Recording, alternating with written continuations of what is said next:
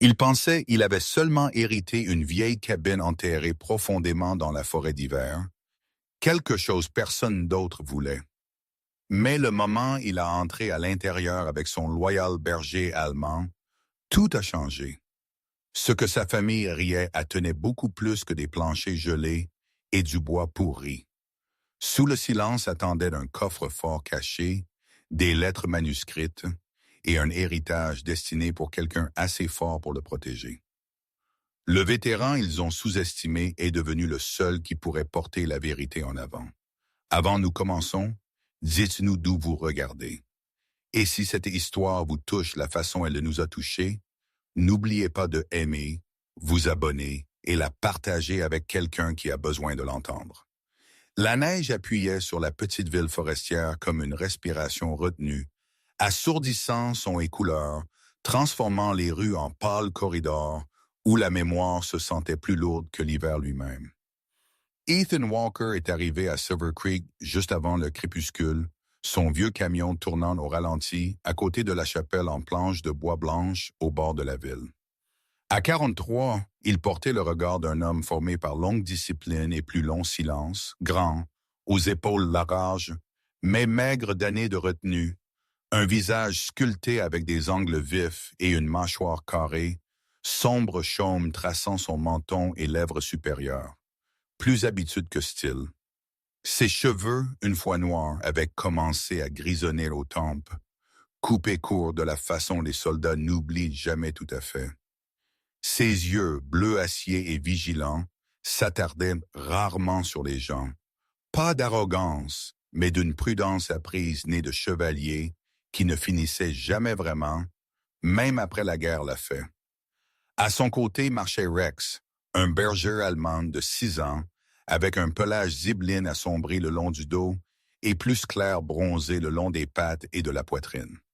Rex bougeait avec la confiance tranquille d'un chien qui avait appris la patience avant le jeu, ses oreilles alertes, son regard fixe, son corps toujours incliné un demi-pas vers Ethan, comme si prêt à le protéger de quoi que ce soit qui pourrait venir ensuite. Il n'était pas entraîné par les militaires, mais il portait le tempérament d'un gardien, calme, loyal, et profondément en phase avec l'homme qui l'avait tiré d'un refuge des années plus tôt, quand tous deux avaient eu besoin d'être sauvés.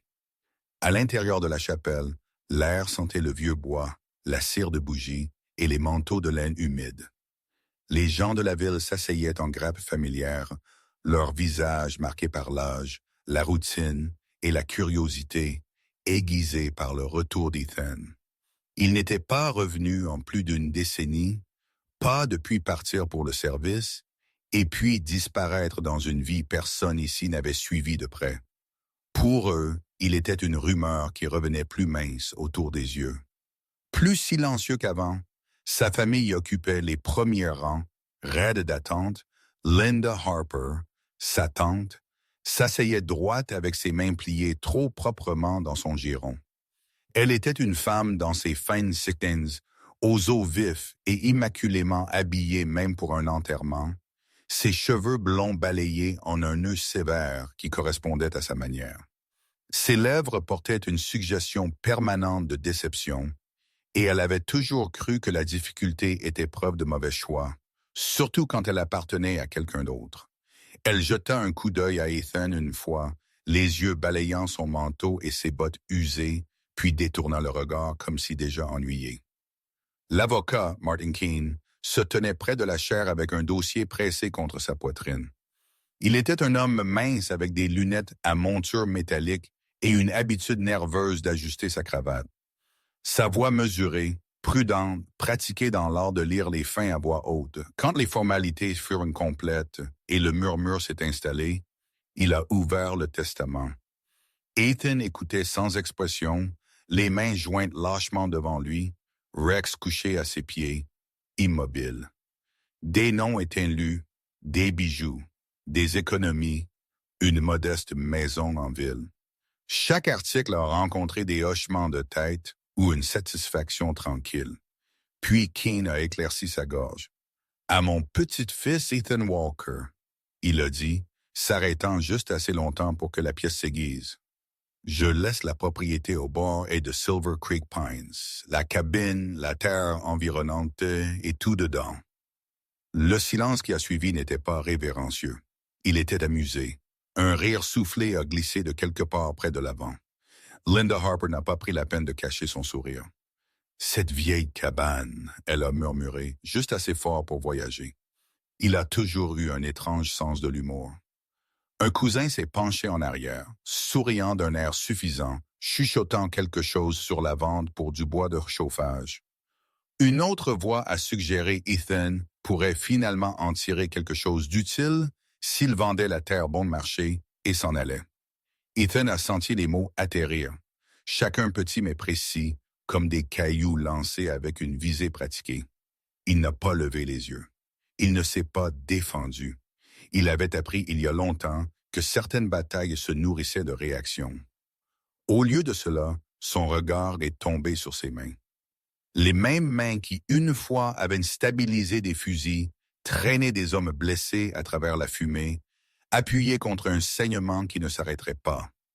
Maintenant, elles tremblaient légèrement, non pas de peur, mais du poids tranquille d'être vu comme moins que rien encore. Il a tendu la main et a posé sa paume contre la tête de Rex. Le chien s'est penché dans le contact, solide et chaud, le ancrant.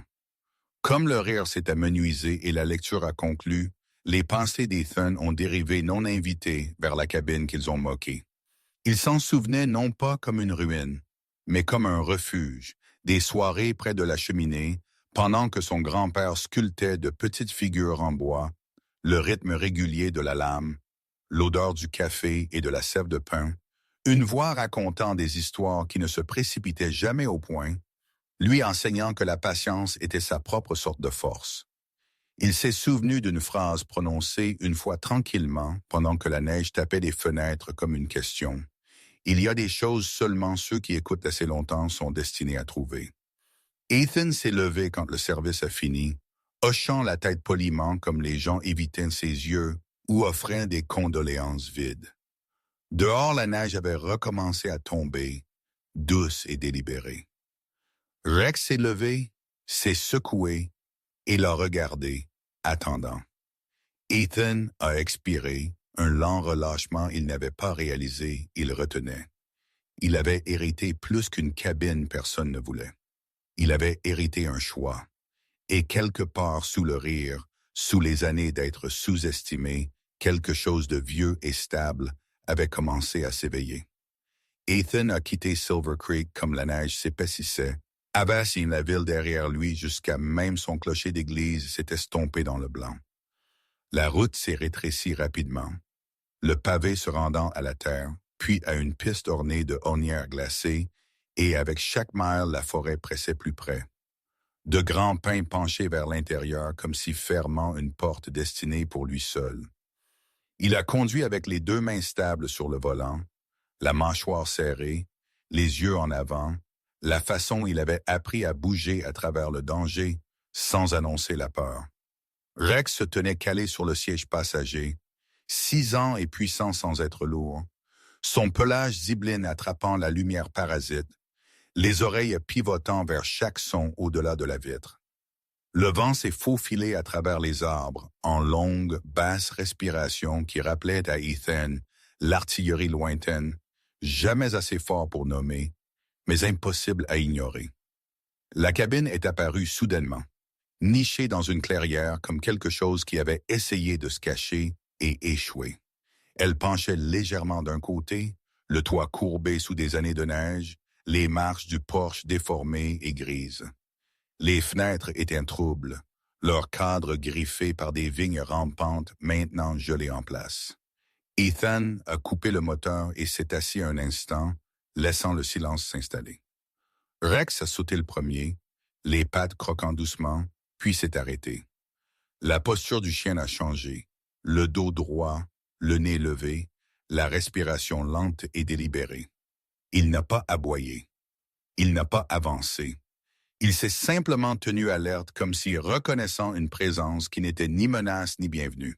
« Facile », Ethan a murmuré, bien que le mot était destiné autant pour lui-même que pour le chien. À l'intérieur, la cabine sentait le bois froid et le thym. La porte a protesté quand elle s'est ouverte, les gonds gémissant comme un vieil homme se levant de sommeil. Ce qui les a accueillis n'était pas la ruine, mais la préservation. Une chaise berçante était assise près du foyer, son siège poli lisse par des années d'utilisation. Une couverture en laine, effilochée mais propre, gisait pliée sur le bras. Une lampe à huile reposait sur une petite table à côté d'une pile de livres jaunis, dont les dos portaient des titres sur le travail du bois, l'établissement, et les compétences pratiques, personne ne se souciait d'enseigner plus. Ethan bougeait lentement, les bottes prudentes sur les planchers, comme si marcher trop fort pourrait casser une mémoire. Il a posé son sac, empilé quelques bûches dans la cheminée et a allumé une allumette. La flamme a pris, hésitante au début, puis stable. La chaleur a commencé à se rassembler, repoussant le froid pouce par pouce. Il a fait du café la façon son grand-père lui avait enseigné, faisant bouillir de l'eau dans une bouilloire cabossée et la versant à travers des grains tenus dans un filtre métallique ébréché. Pas de téléphone à bourdonner, pas de moteur est passé. Les seuls sons étaient le crépitement du feu et le léger tic-tac du bois s'ajustant à la chaleur. Rex a fait un cercle une fois et s'est couché près de la porte, le large dos à la pièce, le museau reposant sur ses pattes. Ethan a remarqué la façon le chien s'est positionné, ne bloquant pas l'évasion, mais la gardant. Ce choix, silencieux et instinctif, a resserré quelque chose dans la poitrine d'Ethan. La nuit est venue tôt. La neige appuyait contre les fenêtres, effaçant le monde au-delà de la vitre. Quand Ethan a finalement couché sur le lit étroit, le sommeil est venu en fragments. Il a dérivé, puis s'est réveillé en sursaut, le cœur battant, des images clignotant non invitées, la poussière criant, la main d'un homme glissant de sa prise. Il est mort en haut, le souffle peu profond, attendant que la pièce se réassemble. Rex s'est levé à la fois et a traversé le sol, plaçant son poids contre la jambe d'Ethan, solide et chaud. La présence du chien l'a ancré. Pas d'ordre n'était nécessaire, pas de mots. Ethan a posé sa main sur le cou de Rex et s'est concentré sur le rythme de la respiration jusqu'à ce que le passé relâche son emprise. Quelque temps près de l'aube, il s'est réveillé encore, cette fois au silence. Une lumière pâle s'est glissée à travers les fenêtres, transformant la pièce en argent. La tempête était passée, laissant la forêt silencieuse comme si écoutant. Ethan a brassé une autre tasse de café et a marché sur le porche. Le froid mordait fortement. Propre et honnête, la neige gisait ininterrompue à travers la clairière, chaque arbre dessiné en blanc. Il se sentait petit ici, mais pas diminué. Il y avait une différence il avait apprise à la dure. Comme il se tenait là, la mémoire a fait surface, non pas de la guerre, mais de la voix de son grand-père, stable et sans hâte, expliquant comment certains endroits testaient les gens non pas avec le danger, mais avec le calme. Ethan a compris maintenant ce que les autres ne feraient jamais. La cabine n'était pas abandonnée. Elle attendait. Cet héritage n'était pas une blague. C'était une mesure. Il a regardé Rex, qui a regardé en arrière avec une certitude calme, la queue cognant une fois contre des planches. Pour la première fois depuis il pouvait se souvenir, Ethan ne se sentait pas comme un homme à court d'options. Il se sentait comme quelqu'un se tenant au bord de quelque chose d'inachevé, appelé non pas à s'échapper, mais à rester. Le matin est arrivé sans cérémonie, une mince lumière grise glissante à travers les fenêtres de la cabine et se posant sur les planchers comme du givre. Ethan s'est réveillé avec la conscience tranquille d'un homme non plus effrayé par le silence, a enfilé sa veste et s'est mis à nettoyer, comme si le mouvement lui-même pourrait l'aider à penser. Il a balayé lentement, faisant attention à ne pas soulever la poussière dans l'air froid, empilant des bûches, essuyant la table, redressant l'étagère de livres il n'avait pas encore ouvert. Rex l'a suivi, cisaillant et stable, ses ongles claquant doucement, ses oreilles frémissant vers un coin de la pièce où il s'est arrêté plus d'une fois. un combat se construisant dans sa poitrine. Pas un aboiement, pas une menace, mais une insistance. Ethan a remarqué. Il remarquait toujours ce que les autres manquaient. Quand il a traîné le vieux tapis de côté pour atteindre les planches en dessous, Rex s'est raidi et a gratté une fois, les griffes s'accrochant à quelque chose qui a répondu avec une note creuse. Ethan s'est agenouillé, les doigts traçant le grain jusqu'à ce qu'il l'ait trouvé. Une couture capillaire trop droite pour être le hasard. Un petit anneau métallique terni par le temps et la suie. Il a tiré.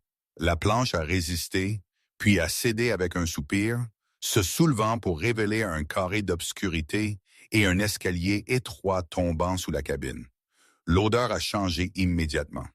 Plus frais, plus sec, plus vieux. Ethan a cliqué sur sa lampe de poche et s'est descendu, un pas prudent à la fois. Rex attendant au-dessus, vigilant comme si gardant le seuil plutôt que suivant. L'espace en dessous n'était pas une cave. Il était délibéré. Des murs en pierre ajustés serrés sans espace de mortier, des étagères construites pour supporter le poids, des boîtes arrangées avec une patience qui parlait d'années plutôt que de semaines. Sur un mur pendait une ligne d'articles encadrés, des médailles de service, des rubans, un écusson d'unité fané, nettoyé et placé avec soin. Sur un autre se tenaient des caisses en bois étiquetées d'une écriture soignée, des dates et des lieux crayonnés avec retenue.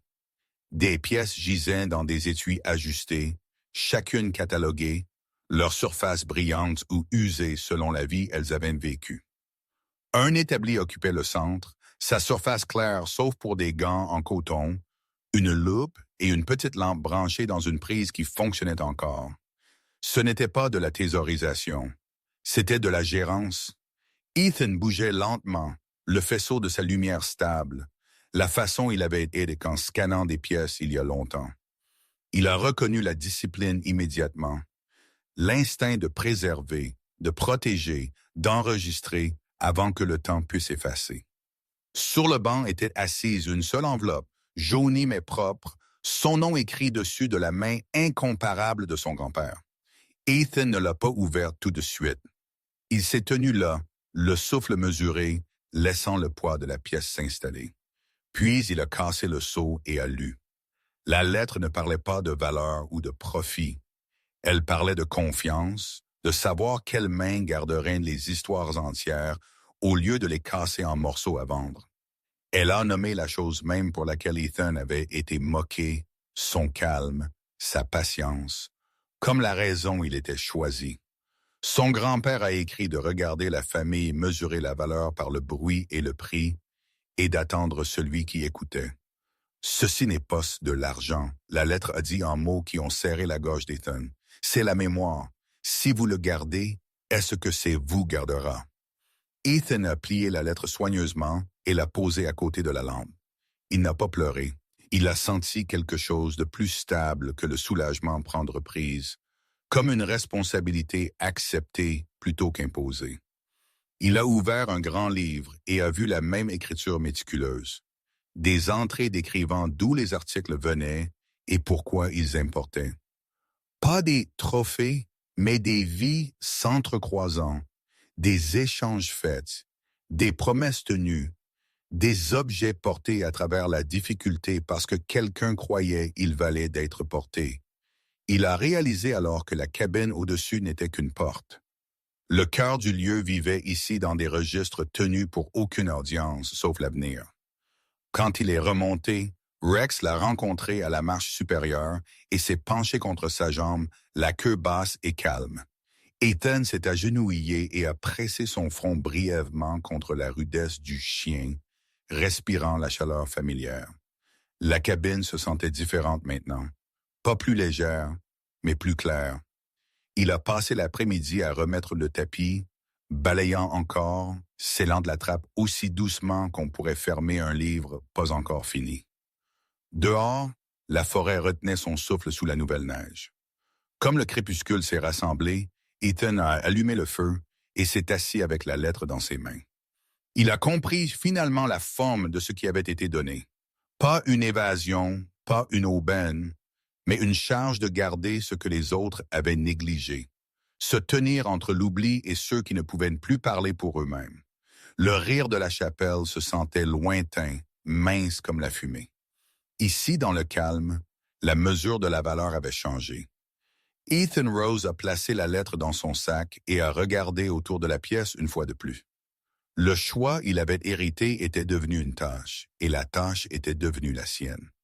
Le premier appel est venu juste après midi. Le signal faible mais persistant, vibrant contre la table en bois comme un insecte piégé sous verre. Ethan a regardé l'écran s'allumer avec un nom familier avant de répondre, déjà préparé.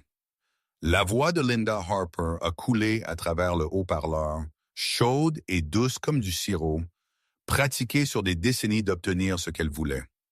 Elle a parlé rapidement, joyeusement, comme si l'inquiétude était son état naturel, demandant comment il se tenait, comment la cabine le traitait, si la route avait été difficile. Linda était une femme mince avec des épaules vives et une colonne vertébrale qui ne semblait jamais se plier, ses cheveux blonds toujours retenus en un nœud serré, efficace. Gentillesse quand elle l'offrait se sentait transactionnelle. « Vous savez, elle a dit légèrement, il y a de l'intérêt dans la terre comme ça maintenant. Des développeurs, de bon argent. Vous n'auriez pas à lutter. » Ethan écoutait sans interrompre, les yeux sur la fenêtre où la neige dérivait comme des cendres tombantes. « Je ne vends pas, il a dit, la voix égale. » Le silence de l'autre côté a refroidi instantanément, la chaleur polie se refermant. « Juste pensez-y, » Linda a répondu. « Clipsez maintenant. » La famille devrait parler de ces choses. La ligne est morte. La seconde arrivée était moins subtile. Fin d'après-midi a apporté le craquement de pneus dans la clairière. Un son qui n'appartenait pas. Un SUV sombre a roulé jusqu'à un arrêt près du porche, sa peinture brillante et hors de place contre la neige.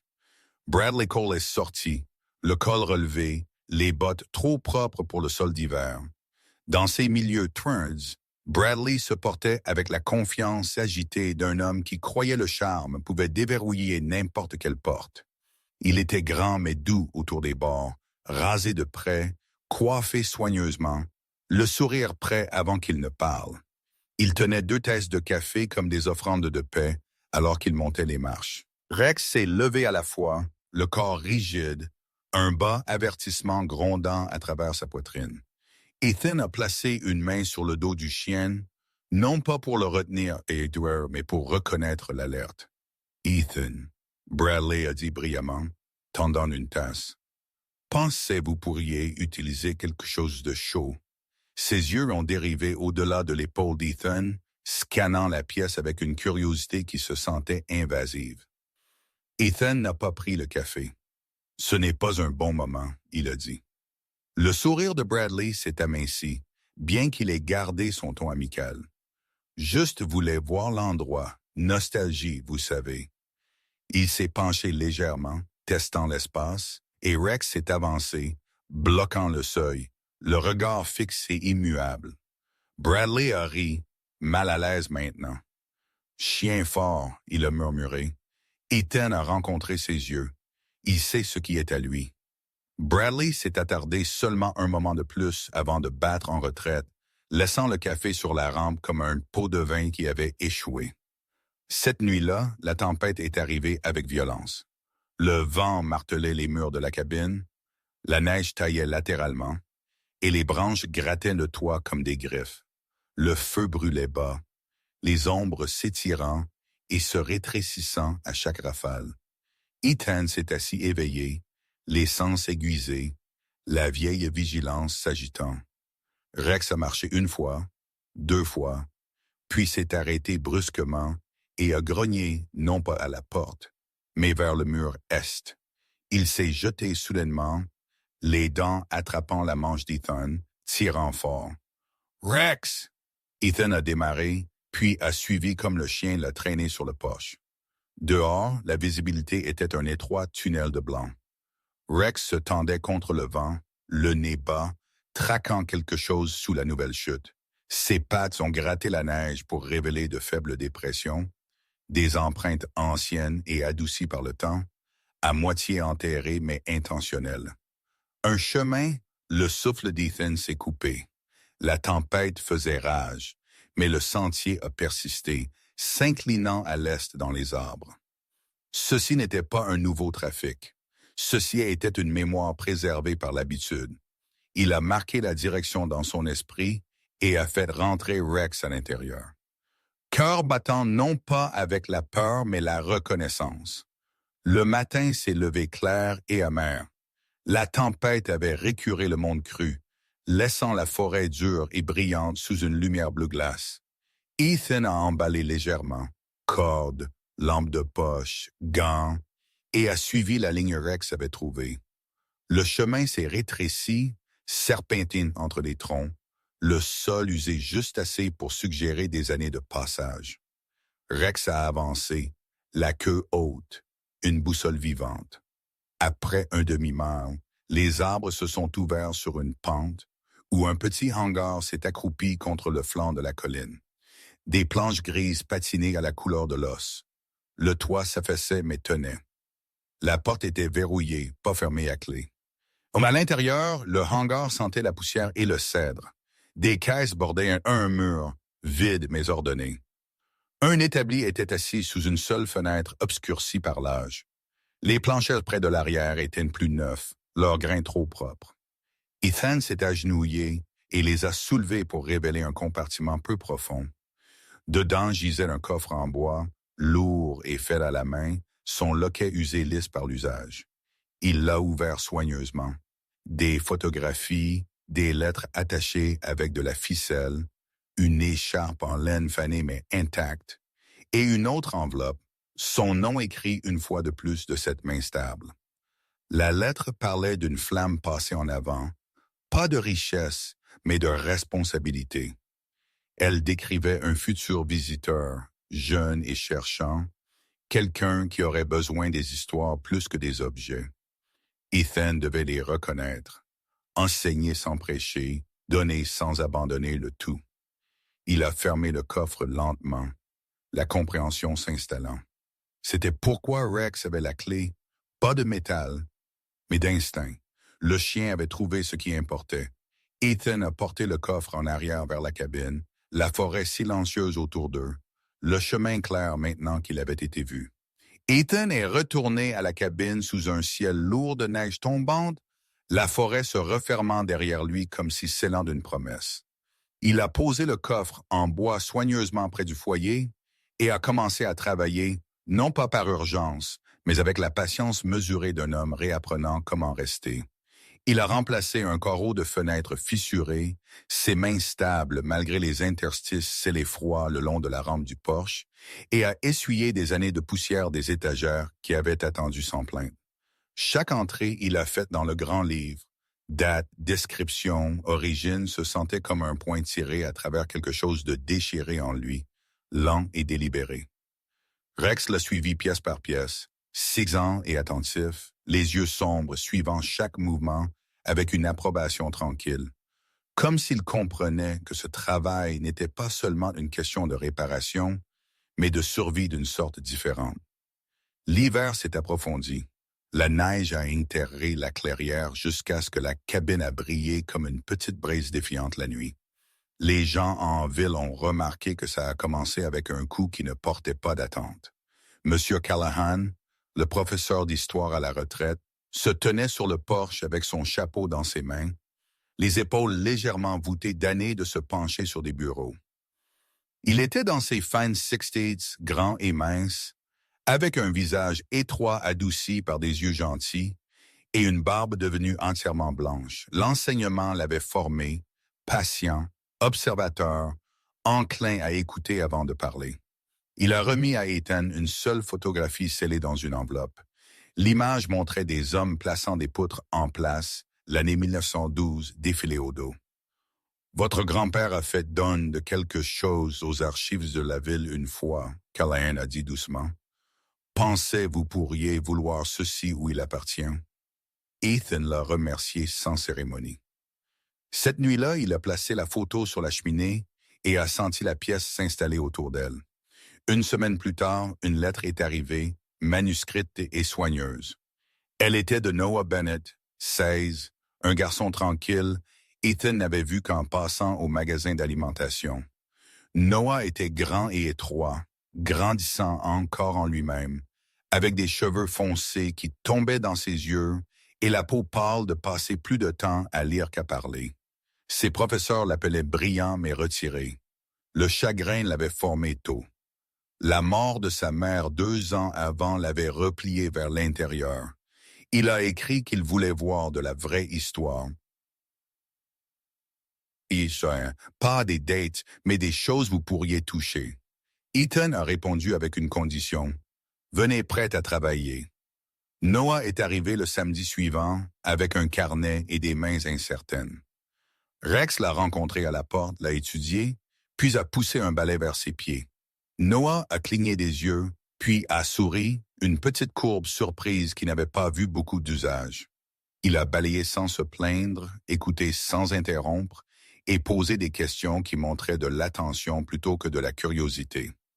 Ethan lui a montré comment empiler le bois l'écorce vers le haut, comment manipuler des objets fragiles avec des gants, comment lire le grand livre, non pas comme une liste, mais comme une carte de vie humaine s'entrecroisant. Le mot s'est répandu tranquillement, pas des invitations, des compréhensions. 1 ou 2 enfants sont venus, puis une paire de voisins plus âgés qui n'aimaient plus le bruit des rassemblements de la ville. Ils se sont assis près du feu tenant des tasses dépareillées et ébréchées, faisant passer une pièce de monnaie, une lettre, une photographie. Ethan a lu à voix haute quand demandé, ne jamais élevant sa voix, laissant les pauses faire leur travail. Rex était couché près du foyer, content, levant occasionnellement sa tête comme si pour compter les gens dans la pièce. La cabine n'est pas devenue bondée. Elle est devenue concentrée. Ethan a réalisé quelque part entre les histoires et le silence que le travail le changeait. Il l'a SPPD à travers la nuit. La mémoire venait toujours, mais elle ne le commandait plus. Le but avait du poids, et le poids le stabilisait. Il a commencé à tenir son propre grand livre à côté de celui de ses grands-pères, notant les réparations faites, les noms appris, les moments partagés. Il a écrit sur les questions prudentes de Noah, sur la photographie de M. Callahan, sur la façon dont le feu sonnait quand le vent pressait de près. Par une nuit où la neige tombait épaisse et sans son, Ethan s'est assis près de la fenêtre avec la tête de Rex reposant contre son genou. Il a souri doucement, l'expression inconnue mais réelle. Toute sa vie, il avait cru que son utilité se terminait avec la guerre. Il avait été entraîné à garder des frontières, à tenir des lignes, à endurer. Maintenant, il a compris que le devoir final d'un soldat n'était pas seulement de défendre ce qui se tenait, mais de protéger ce qui pourrait être transmis. La cabine craquait, le feu chauffait la pièce, et dehors la forêt retenait son souffle. Ethan a fermé le grand livre, sachant il n'avait pas fini une histoire de poésie, mais commencé quand d'autres un jour continueraient. Parfois le miracle n'est pas fort. Il ne vient pas avec le tonnerre ou la fortune soudaine. Parfois Dieu travaille tranquillement à travers une porte personne n'a remarquée, un chemin seulement un cœur loyal pourrait trouver, ou un fardeau d'autres ont ri à. Mais il ne l'a jamais fait. Ethan pensait qu'il avait hérité une vieille cabine. Mais ce qu'il était vraiment donné était un appel. Dieu n'a pas enlevé sa douleur. Il lui a donné un but. Il n'a pas effacé le passé. Il l'a racheté. Et à travers la patience, la foi et l'amour, un soldat brisé est devenu un abri pour les âmes oubliées. Si vous regardez ceci et vous sentez négligé, si vous avez été donné quelque chose le monde appelle sans valeur, souvenez-vous de ceci. Dieu cache souvent ses plus grands dons à l'intérieur de ce que les autres rejettent. Si cette histoire a parlé à votre cœur, s'il vous plaît, partagez-la avec quelqu'un qui a besoin d'espoir aujourd'hui. Laissez un commentaire et dites-nous d'où vous regardez. Nous aimerions entendre votre histoire. Et n'oubliez pas de vous abonner afin que plus d'histoires de guérison, de foi et de secondes chances puissent atteindre ceux qui en ont le plus besoin. Que Dieu vous bénisse, vous protège et guide vos pas. et puissiez-vous toujours reconnaître les miracles silencieux il place dans vos mains. Amen.